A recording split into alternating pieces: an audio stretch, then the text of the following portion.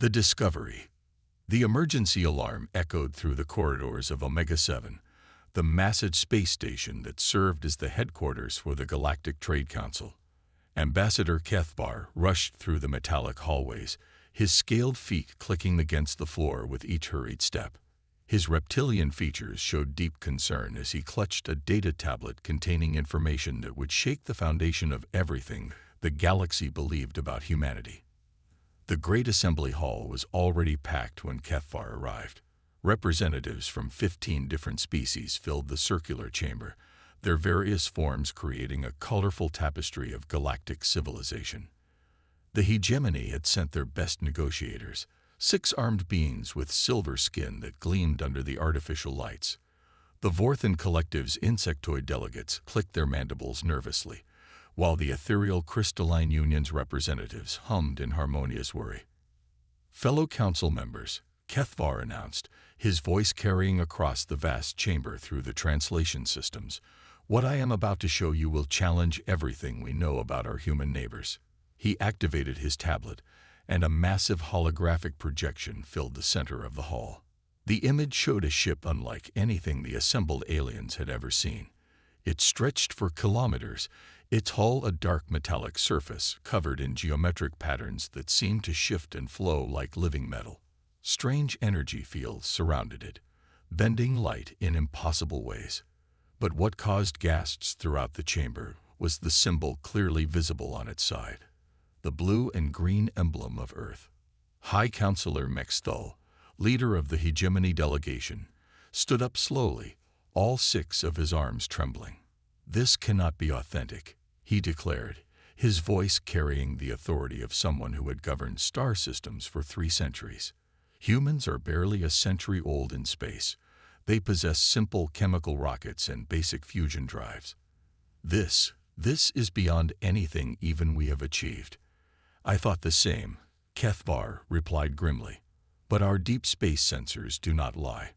This vessel was detected at the edge of the Kepler Nebula, moving at speeds that should be impossible. Our physics teams calculate it would require the energy output of a small star to achieve such velocity. Meanwhile, 3 sectors away from the panicking Galactic Council, Captain Sarah Chen stood on the bridge of the exploration vessel UES Horizon, completely unaware that her people had just become the subject of galactic crisis. Sarah was a woman in her early 40s with short black hair and eyes that sparkled with curiosity. She had spent the last decade leading humanity's deep space exploration missions, always pushing further into the unknown. Captain, called out Engineer Tom Rodriguez from his station, we're getting some weird readings from that asteroid field ahead. The mineral composition doesn't match anything in our databases. Tom was a brilliant young man who could make technology work in ways that amazed even veteran spacers. Dr. Elena Vasquez, the team's xenorchaeologist, looked up from her research console with excitement. Elena was a woman who lived for discoveries, and her expertise in ancient alien cultures had proven invaluable on countless missions. Sarah, those formations aren't natural asteroids. The patterns are too regular, too purposeful. I think we found artificial structures. Sarah felt her pulse quicken. Every explorer dreamed of finding something truly unknown, something that would change humanity's understanding of the galaxy. Take us in closer, but keep the shields up. Tom, can you run a detailed scan? As the horizon approached the asteroid field, the crew began to realize they were looking at something extraordinary. What had appeared to be random space rocks were actually the remains of a massive installation. Broken pieces of technology drifted through space, some still showing faint energy signatures after what must have been thousands of years. "My God," whispered Tom as his sensors painted a clearer picture. This was a shipyard. Look at these readings. There are construction facilities here that dwarf anything we have on Earth. The technology signatures are. They're almost human, but far more advanced than anything we've ever built. Elena was practically bouncing in her seat with excitement. Sarah, we need to get closer. There might be intact sections we can explore. This could be the archaeological find of the century. Sarah made the decision that would change everything. Prepare the shuttle. We're going aboard. The shuttle bay of the horizon opened to reveal a small craft designed for dangerous exploration missions. Sarah, Tom, and Elena suited up in their environmental gear and launched toward the largest intact structure in the debris field. As they approached, their suit sensors detected something unexpected. "There's atmosphere in there," Tom reported, checking his readings twice to be sure. "Not just any atmosphere. It's oxygen-nitrogen, perfectly breathable for humans. That's impossible after all this time in space." They docked with what appeared to be an airlock, ancient but still functional. As they stepped inside, lights began to activate automatically, as if the facility had been waiting for visitors. The corridors were massive, designed for beings roughly human-sized, but built with technology that seemed like magic. "The architecture," Elena murmured, running her gloved hands along the smooth walls. "It's definitely not alien. These proportions, these design choices, they're human, but from a technological base we've never achieved." They made their way deeper into the facility, following corridors that led to what appeared to be a central control room. As they entered, the entire chamber came to life. Screens activated, showing star maps and technical diagrams. And then a voice spoke, clear and unmistakably human. "Welcome home," the voice said in perfect English. "I have been waiting for you to return." The three explorers froze. Elena was the first to find her voice. "Who are you? How long have you been here?" A holographic figure materialized in the center of the room. It appeared to be a man in his 60s with kind eyes and clothing that seemed to be made of flowing energy. "I am called Titan," the figure said. "I am the caretaker of this facility, left here by your ancestors to wait for the day when humanity would be ready to reclaim its heritage." Tom's engineering mind immediately went to work analyzing what he was seeing. Ancestors. What ancestors? Human spaceflight is barely 100 years old. Titan smiled sadly. "That is what your current history tells you, but it is not the complete truth. Your people have been among the stars for far longer than you know. This facility is one of many that your predecessors built throughout the galaxy before they chose to step back." Sarah felt a chill run down her spine. "Step back from what?" "From ruling the galaxy," Titan replied simply. "Your ancestors became concerned that their advanced technology was preventing younger species from developing their own potential. So they made a choice.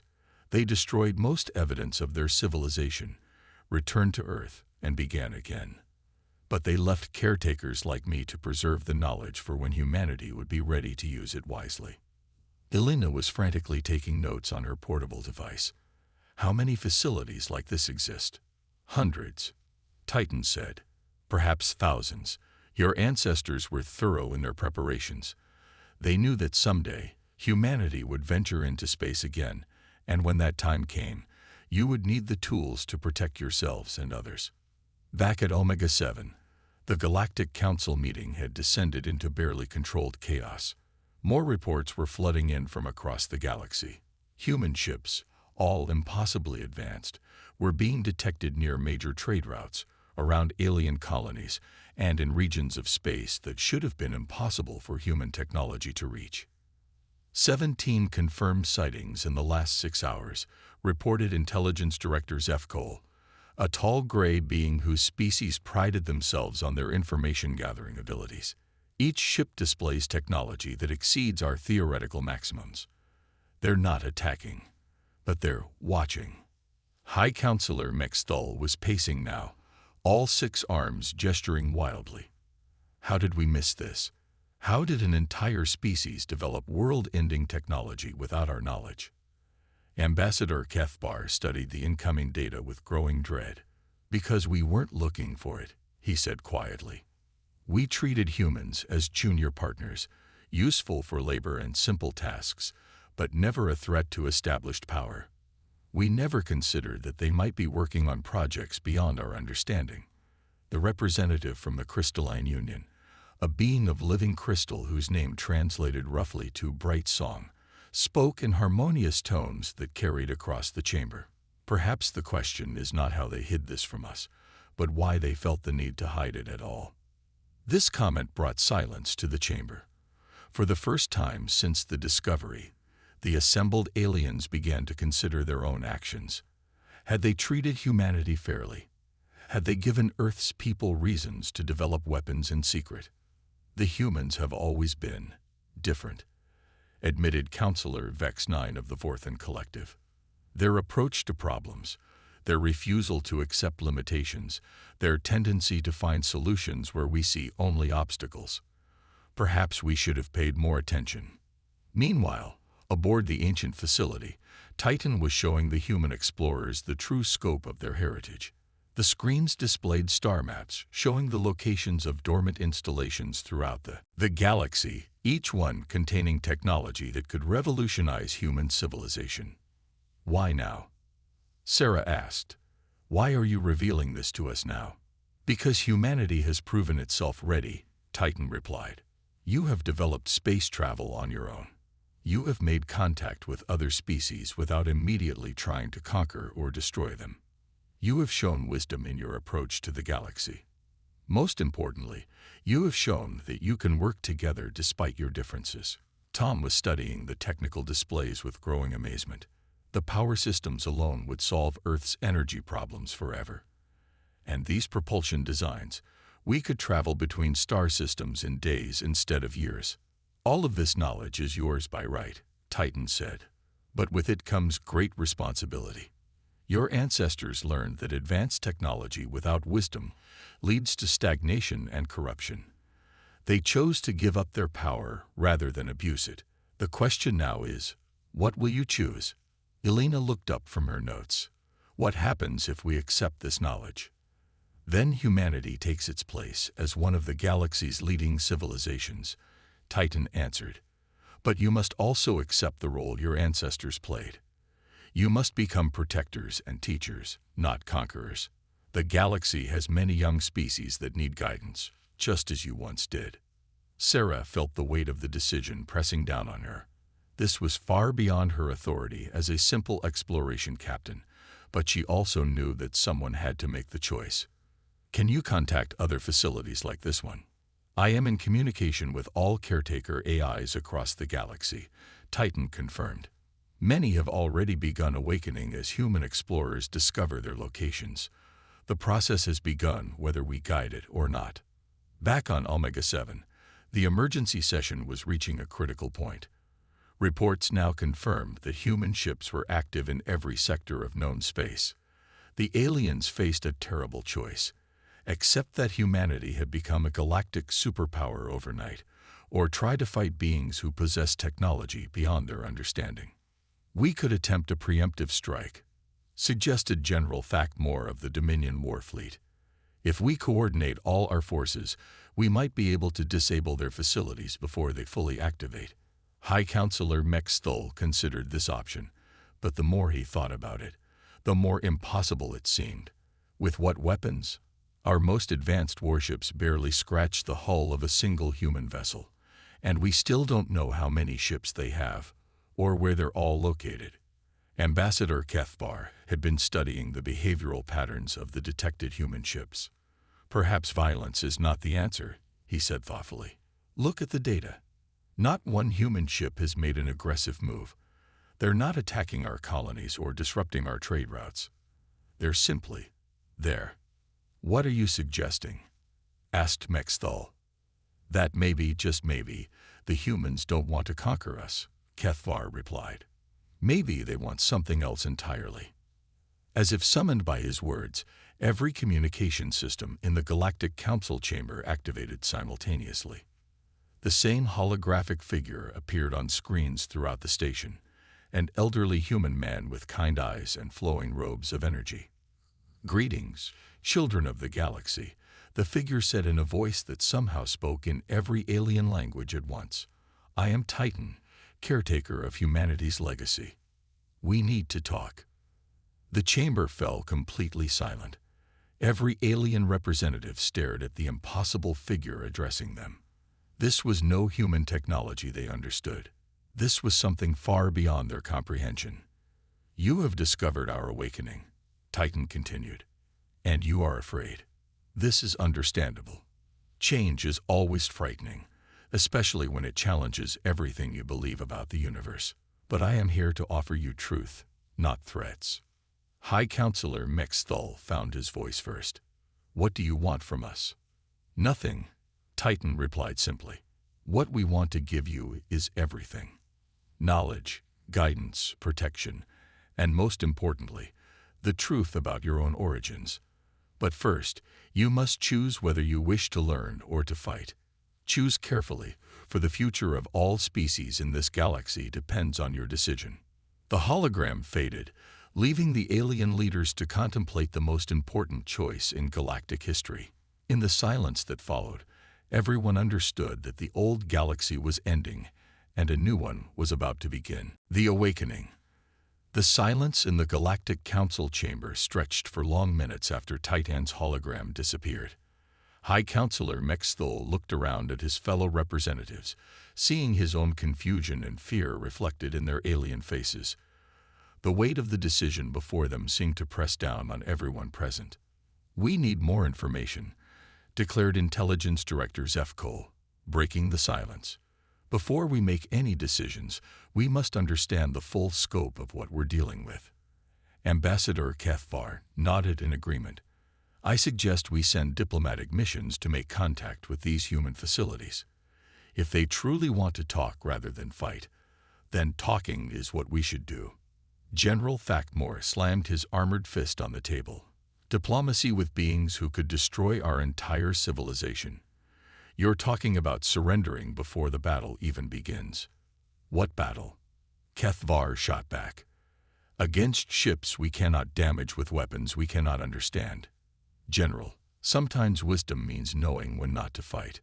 While the aliens debated, Captain Sarah Chen stood in the ancient facility, still trying to process everything Titan had revealed. The AI had shown them technical specifications that made Earth's most advanced spacecraft look like wooden sailing ships. The implications were staggering. Titan, Sarah said, you mentioned that other facilities are awakening. Are there other humans discovering what we found? Indeed, the AI replied, gesturing to a wall display that showed dozens of blinking lights across a galactic map. Captain Marcus Wright discovered a shipyard near the Centauri system yesterday. Commander Lisa Park found a research station in the Vega sector. Dr. James Mitchell activated a defensive platform near the Outer Rim. Humanity's awakening is happening across the galaxy. Tom Rodriguez was studying the power systems with the intensity of someone seeing magic made real. The energy efficiency is impossible, he muttered. These reactors should violate half the laws of physics we know. Your current physics are incomplete, Titan explained patiently. Your ancestors learned to work with forces that exist beyond normal matter and energy. What you call impossible is simply unknown. Dr. Elena Vasquez had been quietly cataloging everything she saw, but now she looked up with a troubled expression. Titan, you said our ancestors were concerned about preventing other species from developing. But the galaxy is full of advanced civilizations. The Hegemony, the Vorthan Collective, the Crystalline Union. They all have impressive technology. Titan's expression grew sad. Yes, they do. Because your ancestors helped them develop it. The three humans stared at him in shock. Elena spoke first. What do you mean? The species you know as advanced civilizations were guided by your predecessors, Titan explained. Humanity didn't just rule the galaxy. They cultivated it. They found worlds with primitive life and helped it evolve. They discovered species with potential and taught them to reach for the stars. The galaxy you see today is humanity's garden. Sarah felt dizzy. You're saying that humans created these alien civilizations. Not created, Titan corrected. Guided, protected, taught. Your ancestors found species like the early Hegemony when they were barely capable of fire. They helped them develop mathematics, physics, space travel. The same with dozens of other races. It was humanity's greatest achievement, not conquest, but cultivation. Tom looked up from his technical studies. So when they decided to step back, They left their children to grow up without knowing who their parents had been. Titan finished. It was an act of love, not abandonment. They wanted these species to develop confidence in their own abilities, to become truly independent. Meanwhile, across the galaxy, the awakening continued. Captain Marcus Wright stood in a massive shipyard that stretched for hundreds of kilometers through space. The facility's AI, calling itself Forge, was showing him ships that made Earth's largest vessels look like toys. "How many ships are stored here?" Marcus asked, his voice filled with awe. "This facility contains 10,000 vessels of various classes," Forge replied. "From single-pilot scouts to dreadnoughts capable of defending entire star systems, all waiting for humanity to reclaim them." Commander Lisa Park was having a similar experience at a research station near Vega. The AI there, named Scholar, was revealing scientific discoveries that could revolutionize human understanding of the universe. Faster than light communication, matter transmission, even limited time manipulation, Scholar explained. Your ancestors unlocked secrets that most species never even dream of discovering. Dr. James Mitchell had found something different. A defensive platform that monitored the movements of every ship in its sector. The AI Guardian, called Sentinel, showed him the true scope of humanity's hidden presence. "We have been watching and protecting," Sentinel said. "Every major war between alien species was prevented or limited by our subtle intervention. Every plague that threatened to wipe out a civilization was secretly cured. Every asteroid that might have destroyed a populated world was quietly diverted. Humanity never stopped being the galaxy's guardians." Back on Omega-7, the Galactic Council was receiving reports that made their situation even more complex. Scout ships sent to investigate human activities were returning with impossible stories. "The humans are not hiding their technology anymore," reported Captain Velthera of the Hegemony Survey Fleet. "We detected a human shipyard near Proxima Centauri that contains more vessels than our entire navy. But when we approached, they welcomed us aboard for a tour." High Counselor Mexthul leaned forward. "A tour?" "Yes, sir. They seemed proud to show us their capabilities." The human captain, Marcus Wright, explained that they wanted to demonstrate their peaceful intentions. He said they have no desire to conquer anyone. Similar reports came from other scouts. Humans were openly revealing their technology, but always with the message that they sought cooperation, not domination. The aliens found this behavior more confusing than if the humans had simply attacked. "It makes no sense," General Thackmore complained. "If you possess overwhelming military superiority, you use it. You don't invite your enemies to admire your weapons." Ambassador Kefvar had been thinking deeply about human behavior patterns. Unless your goal isn't military conquest, what if they want something else entirely? Such as acceptance, recognition, a place at the table as equals rather than superiors. The debate was interrupted when every screen in the chamber activated again. This time, instead of Titan alone, 5 different AI figures appeared. They introduced themselves as caretakers from across the galaxy, each one representing a different aspect of humanity's hidden legacy. "We are Titan, Forge, Scholar, Sentinel, and Genesis," they said in unison. "We speak for humanity's past and present. The time for secrecy has ended. You deserve to know the truth about your origins and our intentions." The presentation that followed shook the alien representatives to their core. The AIs showed evidence of humanity's ancient civilization, their role in guiding galactic development, and their voluntary withdrawal from power. They displayed records of diseases cured, wars prevented, and disasters averted by humanity's secret intervention. "For millions of years," Genesis explained, "humans have been the galaxy's silent protectors. We stepped back from direct rule but never abandoned our responsibility to the species we helped nurture." High Counselor Mexthul found his voice. "Why reveal this now? Why end the secrecy?" "Because the galaxy faces challenges that require open cooperation," Titan replied. Dark matter storms from outside our galaxy threaten all life. Energy beings from parallel dimensions seek to consume our reality. Threats exist that no single species can face alone. Forge added, humanity has grown wise enough to wield ancient power responsibly. But they cannot protect the galaxy alone. They need partners, not subjects. Scholar's Image stepped forward. We offer knowledge, technology, and alliance. Not conquest, but cooperation. The choice is yours. Back at the ancient facility, Sarah Chen was grappling with the implications of everything she had learned. The responsibility felt overwhelming, but she also felt a strange sense of rightness, as if she had been preparing for this moment her entire life. What happens next? She asked Titan. That depends on choices made by both humans and aliens, the AI replied. If the Galactic Council accepts our offer of partnership, we begin a new age of cooperation. If they choose to fight, Titan paused meaningfully. Then we defend ourselves, Sarah finished grimly. Humanity has always been creative in finding solutions, Titan said. We hope it will not come to conflict. Elena looked up from her extensive notes. What about Earth?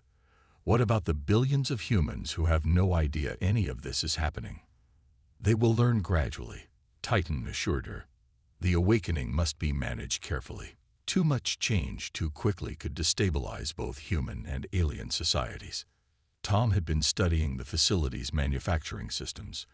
These construction capabilities, we could build a fleet that rivals any power in the galaxy within months. Yes, Titan agreed. But remember your ancestors' wisdom. Power without restraint corrupts. The goal is not to dominate, but to protect and guide. On Omega-7, the Galactic Council faced the most important vote in their history. The evidence was clear. Humanity possessed technology that made them potentially the galaxy's dominant power. But their behavior suggested they wanted partnership, not conquest. I call for a formal vote, High Counselor Mexthul announced. All in favor of accepting humanity's offer of alliance and cooperation. One by one, the representatives cast their votes. The hegemony voted yes. The Vorthan Collective agreed.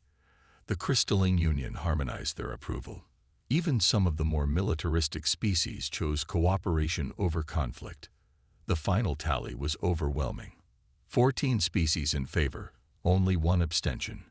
General Thakmore's Dominion chose to withhold their vote, still uncertain about trusting former enemies with such power. Ambassador Kethvar stood to address the chamber. Then it is decided. We accept humanity's offer and welcome them as equal partners in galactic governance.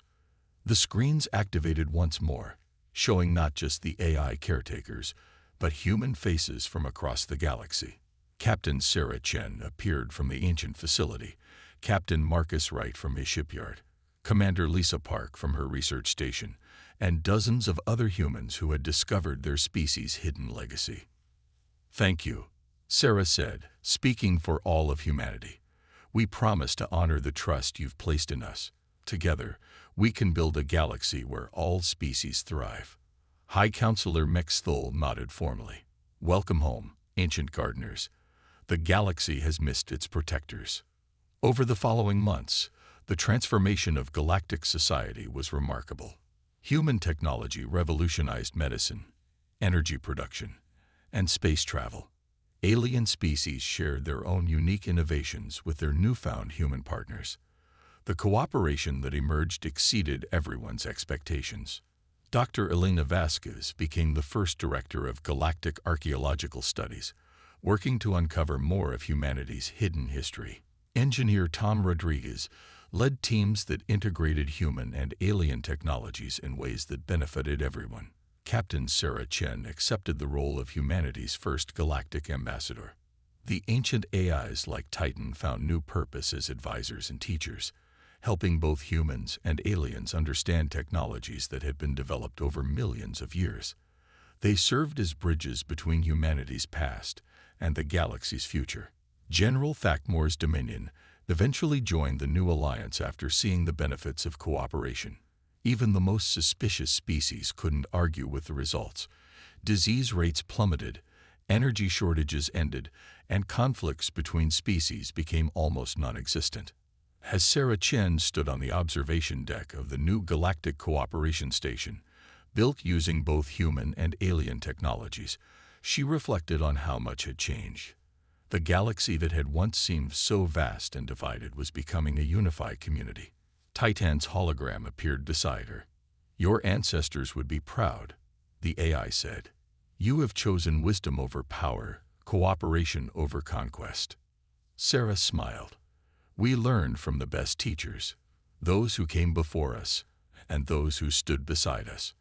The stars looked different now, not as distant lights in the darkness, but as beacons of hope connecting worlds full of friends and partners. Humanity had finally come home to the galaxy they had always been meant to protect and nurture. The age of secrets was over. The age of cooperation had begun.